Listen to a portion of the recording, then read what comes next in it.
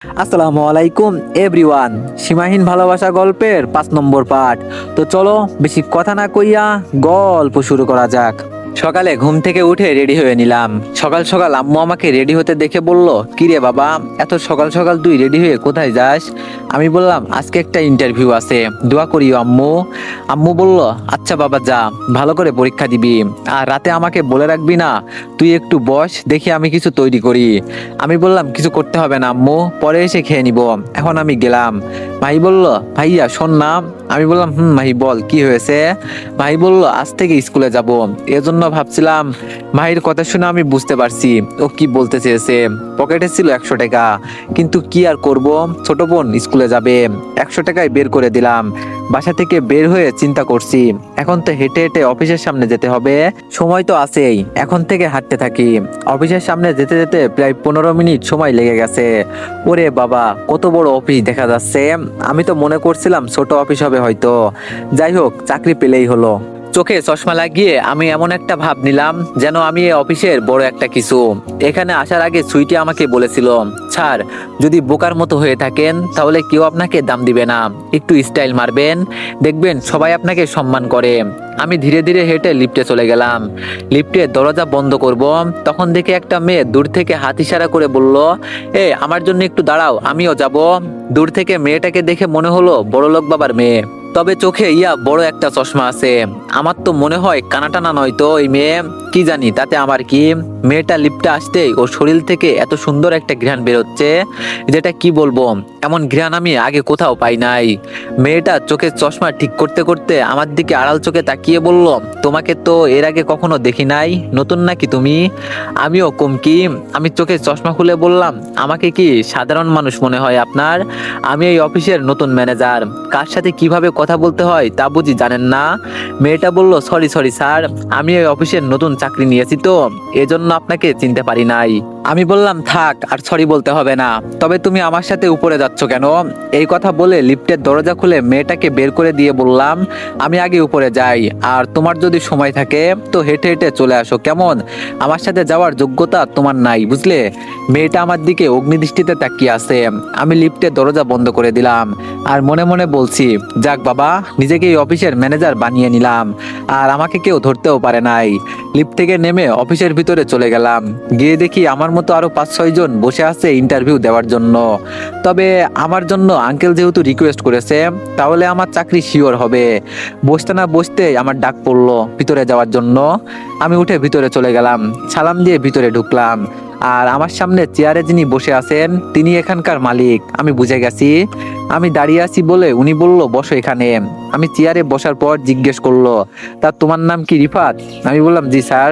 Uncle বলল, আমার ফ্রেন্ডের কি হও তুমি? আমি বললাম, উনার মেয়েকে আমি পড়াই, এইটুকু স্যার, আর কিচ্ছু না। আঙ্কেল বলল, আচ্ছা ঠিক আছে, তোমার কাগজপত্রগুলো আমার কাছে দাও। ওনার কথা মতো আমি ওনার হাতে সকল কাগজপত্রগুলো দিলাম। অনেক্স হচ্ছে সবচেয়ে বিশ্বস্ত বুকমেকার, যা পিএইচডি এবং সিরিয়া অ্যাপের অফিসিয়াল পার্টনার। আর আপনারা তো জানেন, ইন্ডিয়ান প্রিমিয়ার লিগ শুরু হয়ে গিয়েছে। এটি হতে পারে সবচেয়ে বড় সুযোগ আপনার প্রিয় দলকে সমর্থন করার। এই অ্যাপসে আপনি cricket, football, tennis live match দেখতে এবং তাদের স্কোর ভবিষ্যৎবাণী করে সহজেই অর্থ উপার্জন করতে পারবেন। সেই সাথে বিএমডব্লিউ গাড়ি, আইফোন, ল্যাপটপ এবং আরও অনেক নগদ পুরস্কার জেতারও সুযোগ রয়েছে। এই অ্যাপটিতে আপনি class crystal, under and over 21 ইত্যাদি গেম খেলে সহজেই আয় করতে পারবেন। আপনি বিকাশ, নগদ, রকেট, ব্যাংক, ক্রিপ্টো, পেপাল এবং অন্যান্য সহজ পদ্ধতির মাধ্যমে সহজেই আপনার জেতা টাকা তুলতে পারবেন। এখানে আপনি 24 ঘন্টা 7 দিন গ্রাহক সহায়তা পাবেন। তাই এখনই গুগলে অনেক সার্চ করে প্রথম ওয়েবসাইটে গিয়ে রেজিস্ট্রেশন করুন। আর হ্যাঁ, রেজিস্ট্রেশনের সময় আমার প্রোমো কোড VOTO7 ব্যবহার করে প্রথমবার ডিপোজিটে 20,000 টাকা পর্যন্ত পান। 10 মিনিটের মতো উনি আমার সকল কাগজপত্রগুলো দেখে বলল, সবকিছু তো ভালোই আছে, এর আগে কি কোনো জায়গায় চাকরি করেছো? আমি বললাম, না, ট্রাই করিনি। আর আমি বলতে পারি, যদি আমাকে একটা সুযোগ দেন আমি আমার সবটা দিয়ে চেষ্টা করব স্যার। স্যার বলল, সুযোগ তো দিতেই হবে তোমাকে, আমার বেস্ট ফ্রেন্ড যেহেতু বলল, আমি তোমার সবকিছু রাখলাম। এক কাজ করো, তুমি আমার মেয়ের সাথে কথা বলে আসো, দেখো না কি বলে। আমি বললাম, আপনার মেয়ে কি? আঙ্কেল বলল, আমার মেয়ে অফিসের ম্যানেজার, আর আমি তো কয়েকদিন পর চলে যাব, এজন্য ওকে সবকিছু শিখিয়ে দিচ্ছি। তুমি গিয়ে বলবে স্যার আমাকে আপনার কাছে পাঠিয়েছে, তাহলেই হবে, আর কিছু বলতে হবে না। আমি বললাম, আচ্ছা ঠিক আছে। স্যারের রুম থেকে বের হয়ে পিয়নকে ম্যানেজারের রুম জিজ্ঞেস করতেই হাত ইশারা করে দেখিয়ে দিল। আমি ম্যানেজারের রুমের সামনে চলে গেলাম। দরজার সামনে দাঁড়িয়ে বললাম, আমি কি ভিতরে আসবো ম্যাডাম?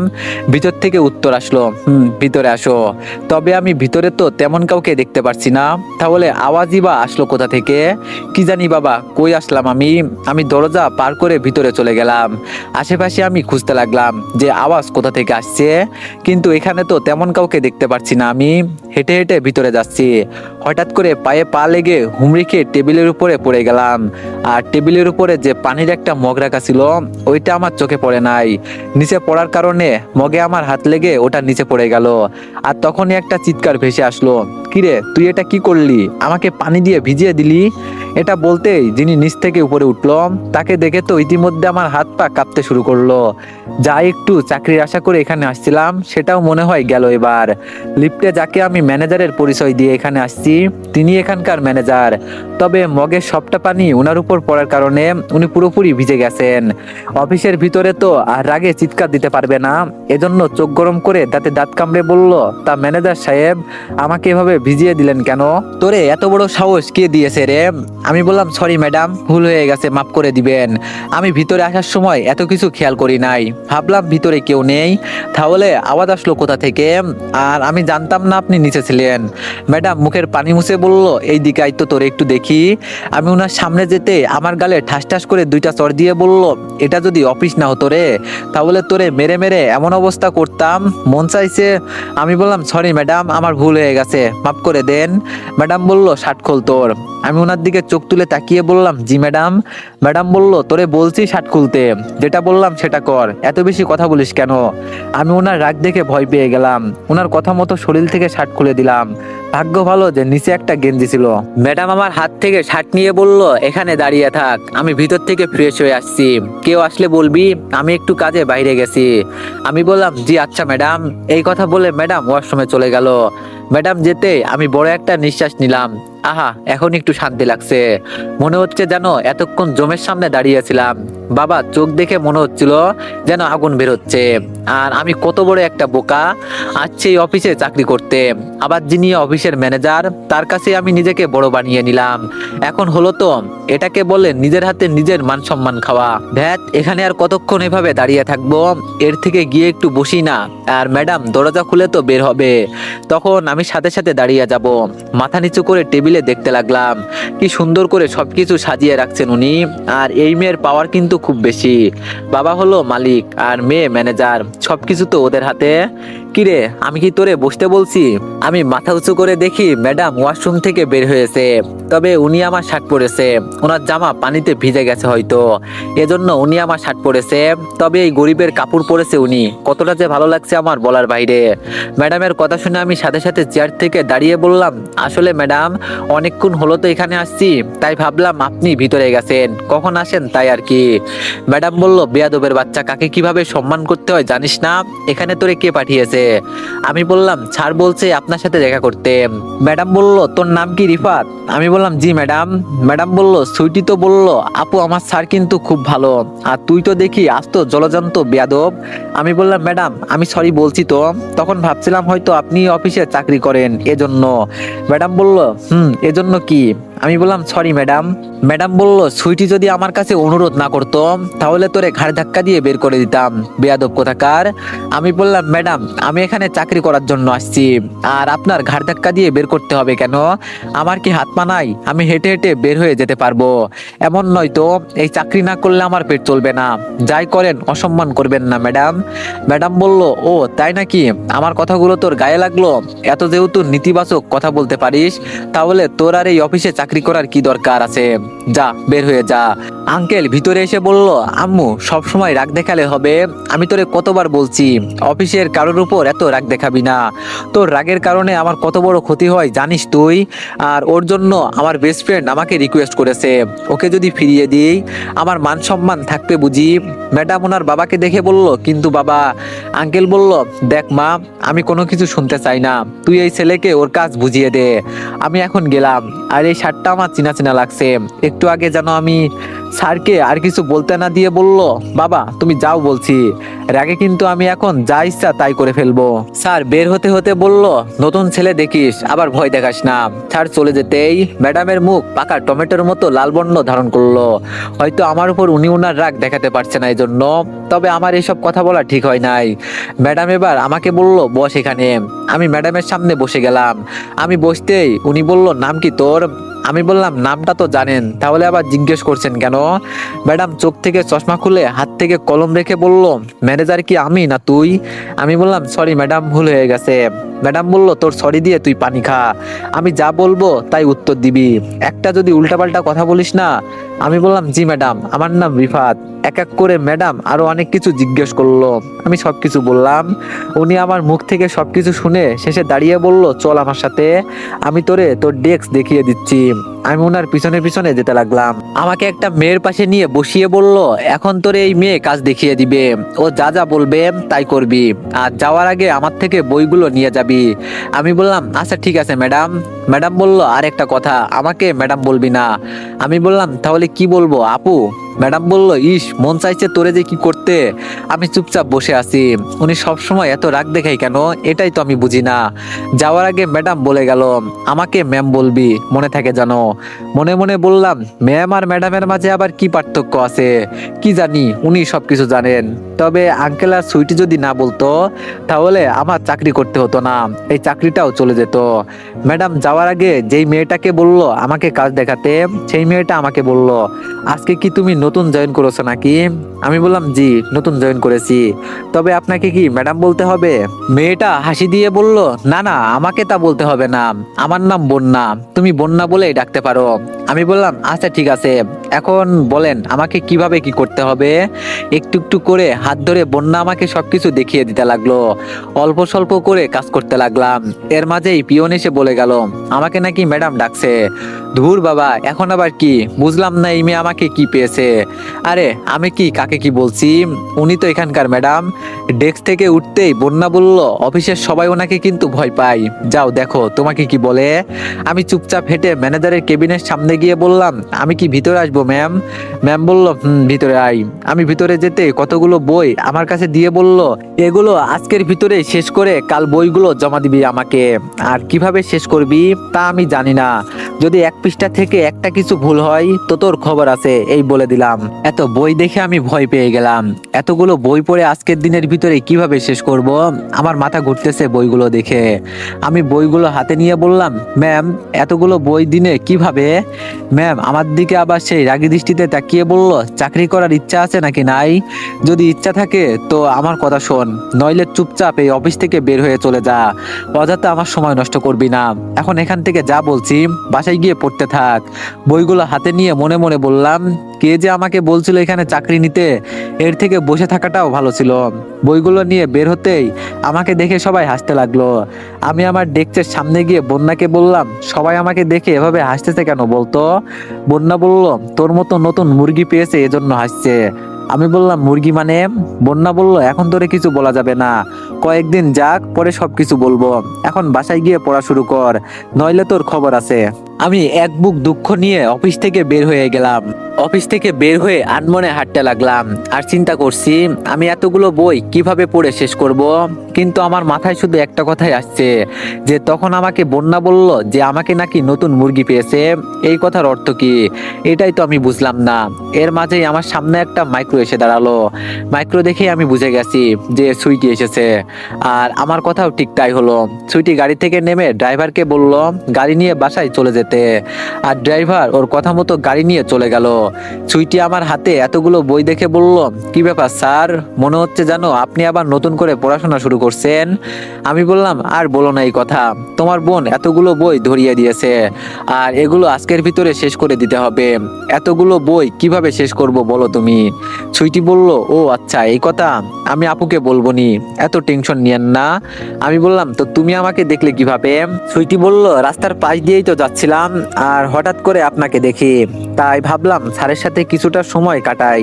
আমি বললাম আমার সাথে সময় কাটাতে হবে না, এখন তুমি বাসায় চলে যাও, ঠিক আছে? সুইটি বলল, হ, আপনি বললেই কি আমি এখন বাসায় চলে যাব? স্যার, আপনার সাথে বসে চা খাওয়ার ইচ্ছা হচ্ছে, চলেন না? আমি বললাম, রাস্তার পাশে দাঁড়িয়ে এইসব কি আবদার করে বসো তুমি? এগুলো কিন্তু ঠিক না সুইটি। সুইটি আমার হাত থেকে কতগুলো বই নিয়ে বলল, কি ঠিক আছে আর কি ভুল এত কিছু আমি জানি না, আমি যেটা বলছি সেটা করতে হবে, নইলে কিন্তু আমি এখানে বসে কান্না করব। আমি বললাম, মাঝে মাঝে যে এত পাগলামো করো, এগুলো কিন্তু আমার একদম পছন্দ হয় না, বুঝলে? কেন এমন করো বলো? এখন বাসায় গিয়ে পড়ো, যাও। সুইটি বলল, আপনি যাবেন নাকি তাই বলেন, আমি এত কিছু আপনার মুখ থেকে শুনতে চাইছি না। আমি আপনার জন্য কত কিছু করছি, আর আপনি? এই মেয়ে এখন আমাকে ইমোশনাল করে ফেলবে বুঝছি, এর থেকে বরং ওর কথা শুনে যাওয়াই ভালো। আর ও তো আমার কাছে বড় কোনো আবদার করে নাই, এক কাপ চা তো ঠিক আছে। আমি মুখে হাসি টেনে বললাম, ঠিক আছে বাবা, তবে বিলটা কিন্তু তুমি দিয়ে দিবে। সুইটি বলল, আপনি আমার স্যার, এই কথা কি বলতে হয়? আপনাকে কিভাবে সম্মান করতে হয় এটা আমার জানা আছে, চলেন না শুধু। সুইটি জোরাজোরিতে একটা দোকানের সামনে গিয়ে বসলাম।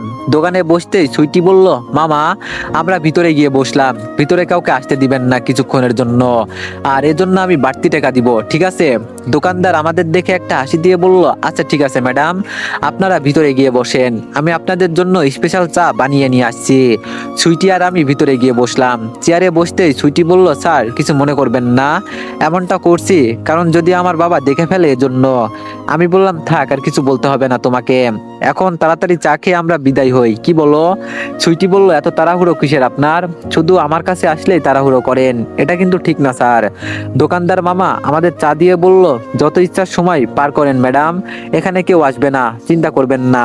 চা খেতে খেতে সুইটির সাথে টুকটাক কথা বলছি, হঠাৎ করে সুইটি আমার চায়ের কাপটা নিয়ে ওর চায়ের কাপে সবটা চা ঢেলে দিয়ে আমার হাতটা শক্ত করে ধরে সবটা চা আমার হাতের উপর ঢেলে দিল।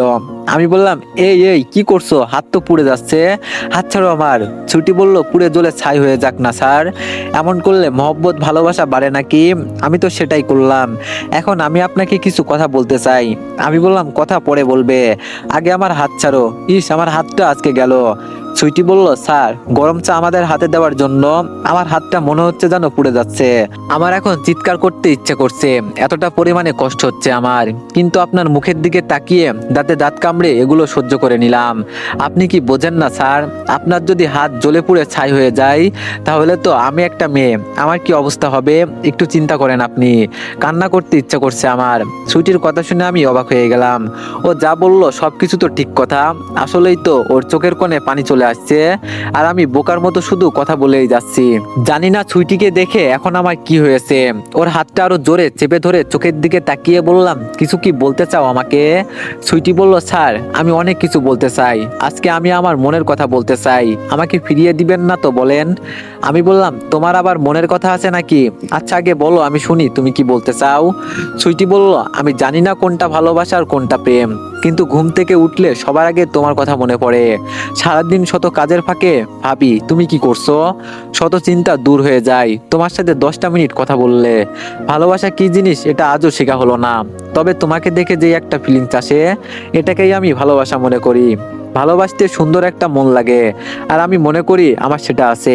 24টা ঘন্টা সময়ের ভিতরে আমার 20 ঘন্টায় তোমার কথা মনে পড়ে। যদি এমন হতো সব সময় আমি তোমাকে কাছ থেকে দেখতে পেতাম, তাহলে আমার থেকে আর কেউ খুশি হতো না। এত বড় একটা গোলাকার পৃথিবী, কিন্তু এই পুরো পৃথিবীতে আমার কেবল তোমাকেই ভালো লাগে, হয়তো এটাই ভালোবাসা। আমি কিছু জানি না, বুঝি না, তবে আপনাকে আমার লাগবে এটাই জানি। মোট কথা, তোমার প্রতি আমার ভালোবাসা মুখে বা লিখে প্রকাশ করতে পারবো না, শুধু বলবো অনেক ভালোবাসি তোমায়। আমি হাসি দিয়ে বললাম, খুব সুন্দর ভালোবাসার কথা বললে তো, যেভাবে ভালোবাসার কথা বলছো আমি তো মনে করছি সিরিয়াসলি, কিন্তু এগুলো তো আসলে অভিনয়, তাই তো? সুইটি বলল, কে বলেছে এগুলো অভিনয় স্যার? আমি আপনাকে প্রপোজ করেছি, আপনি কি বলেন এইসব? আমি বললাম, থাক, আর অভিনয় করতে হবে না, আমি বুঝে গেছি। সুইটি ওর মাথায় হাত দিয়ে বলল, আমি কসম করে বলছি স্যার আপনাকে, আমি যা বলছি মন থেকে বলছি, আমি আপনাকে ভালোবেসে ফেলেছি স্যার, আমাকে আপনি ফিরিয়ে দিবেন না। এত তাড়াতাড়ি যে কারো প্রেমে পড়ে যাব এটা আমি ভাবি নাই, বিশ্বাস করেন স্যার, আমি আপনাকে খুব ভালোবেসে ফেলেছি। আমি বললাম, এই তোমার কি মাথা খারাপ হয়েছে? এইসব কি কথা বলছো? আমি এখানে এসেছি কয়েকদিন হলো, আর এর ভিতরে সিসি আমি ভাবতেও পারি নাই। সুইটি আমার হাত ঝাঁকি দিয়ে বলল, আমি মরে গেলে আপনি খুশি তো স্যার? আমি বললাম, উল্টাপাল্টা কথা বলতে হবে না, এখন বাইরে চলো, আমি বাইরে দাঁড়িয়ে আছি, বিলটা দিয়ে আসো। এই কথা বলে আমি বইগুলো হাতে নিয়ে বাইরে চলে গেলাম। কিছুক্ষণ পর সুইটিও চলে আসলো। ওর চোখ লাল হয়ে গেছে, চোখের পানি মুছে মুখের অবস্থা খারাপ করে ফেললো। আমি একটা রিক্সা ডেকে উঠে গেলাম, আর আমার পাশে সুইটি চুপচাপ উঠে বসে গেল। রিক্সা তার আপন গতিতে চলতে লাগলো। সুইটির দিকে তাকিয়ে দেখি ওর মন খারাপ করে বসে আছে। ওর মন খারাপ দেখে বললাম, দেখো আমি তোমার স্যার, তোমার বাবা আমাকে বিশ্বাস করে আমাকে তোমাদের বাসায় জায়গা দিয়েছে। আর তুমি যে সুন্দর এমনটা নয়, কিন্তু আমার মতো গরিব একটা ছেলের পক্ষে তোমাকে ভালোবাসা সম্ভব নয়। আমার কথা শুনে সুইটি রিক্সা থামিয়ে রিক্সা থেকে নেমে রিক্সা ভাড়া দিয়ে বলল, আপনি নামেন, আপনার সাথে কথা আছে। আমি বললাম, আবার কি পাগলামো করতে চাইছো তুমি? সুইটি বলল, আপনাকে নামতে বলছি আমি। এই মেয়ে আমাকে পাগল বানিয়ে দিবে আজকে। এভাবে ও আজকে পাগলামো করবে জানলে আর ওর সাথে আসতাম না। রিক্সা থেকে নেমে একটু দূরে একটা নিরিবিলি জায়গায় ও আমাকে নিয়ে গেল। ওর মাথা থেকে একটা পিন বের করে ওর হাতের মাঝে জোরে একটা টান বসিয়ে দিল, আর সাথে সাথে ওর হাত থেকে রক্ত পড়তে লাগলো। আমি ওর হাত ধরে বললাম, তুমি কি পাগল হয়ে গেছো? এটা কি করলে? আমার কথা শুনে আবার সুইটি আমার হাত ধরে আমার হাতে পিন দিয়ে টান বসিয়ে দিল, আর এখন আমার হাত থেকেও রক্ত বেরোচ্ছে। সুইটি এবার আমার রক্তমাখা হাত দেখে চোখের পানি ছেড়ে দিয়ে বলল, স্যার, ভালোবাসা কি কোনো আলাদা রং আছে?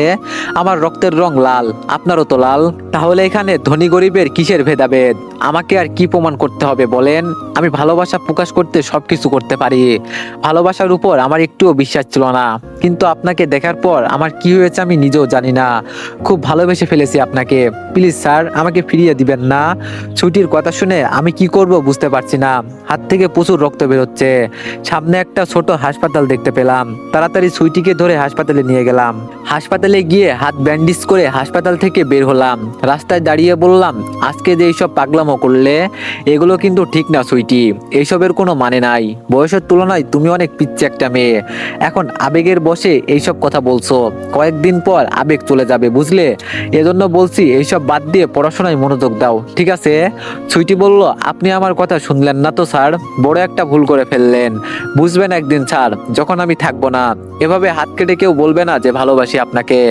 বিশ্বাস করেন স্যার, এতক্ষণ আপনার সাথে ছিলাম বলে আমি সেফ ছিলাম, কিন্তু এখন বাসায় চলে যাব। জানি না পরে কি হবে। তবে একটা কথা, আমার কিছু হয়ে গেলে আপনি আমাকে দেখতে আসবেন না। আজকে আমি আমার ভালোবাসার কথা প্রকাশ করেছি। যদি এটাই না পাই, তাহলে এই দুনিয়াতে থেকে লাভ আছে কোনো? ভালো থাকবেন স্যার, আর কখনো আমি আপনাকে বিরক্ত করব না। ভালো থাকবেন স্যার। এই কথা বলে সুইটি রিক্সায় উঠে চলে গেল। ওর কথা শুনে তো আমার মাথা ঘুরছে। সত্যি ও আবার উল্টাপাল্টা কিছু করে ফেলবে না তো? আমার তো এখন ভয় হতে শুরু করছে। ধীরে ধীরে হেঁটে বাসায় চলে গেলাম। ভাইয়া আমার হাত থেকে বইগুলো নিয়ে বলল, এগুলো বই দিয়ে কি করবি ভাইয়া? আমি বললাম, কি আর করব, অফিসের বই পড়ে শেষ করতে হবে। আমার কথা শুনে মাই খুশিতে আমাকে জড়িয়ে ধরে বলল, তার মানে তোর চাকরি হয়ে গেছে? আমি বললাম, হ বোন, হয়েছে। আর এই সব কিছুর পেছনে আমার ছাত্রীর হাত আছে। ভাই বলল, সে যাই হোক ভাইয়া, তোর তো চাকরি হয়েছে। হাত মুখ ধুয়ে টেবিলে বস, আমি তোরে খাবার দিচ্ছি। আম্মু ঘুমাচ্ছেন, ওনাকে ডেকে কোনো লাভ নেই। আমি ওয়াশরুমে গিয়ে হাত মুখ ধুয়ে টেবিলে গিয়ে বসলাম। দুই ভাই বোন খাবার খাচ্ছি, তার কথা বলছি। তবে সুইটির কথা যেন আমি ভুলেই গেছি মনে হচ্ছে। খেটে একটা বই নিয়ে পড়তে বসলাম। বইগুলো আগে পড়ে শেষ করতে হবে। একটাই বই নিয়ে কতক্ষণ বসেছিলাম জানি না। এর মাঝেই ফোনটা বাজতে লাগলো। ফোনের নম্বর দেখে বুঝলাম সুইটি কল দিয়েছে। মনে মনে বললাম, এখন আবার কি বলবে এই মেয়ে? মন যা চাই তাই করে, ও পাগল একটা মেয়ে। আমি ফোন রিসিভ করে বললাম, সুইটি বলো, কি হয়েছে? ওপাশ থেকে আঙ্কেল বলল, বাবা তাড়াতাড়ি আমাদের বাসার সামনে হাসপাতালে চলে আসো, সুইটি বিষ খেয়েছে। তো এভরিওয়ান, নেক্সট পার্টের জন্য সবাই একটু বেশি বেশি লাইক আর কমেন্ট করে দিও। ধন্যবাদ।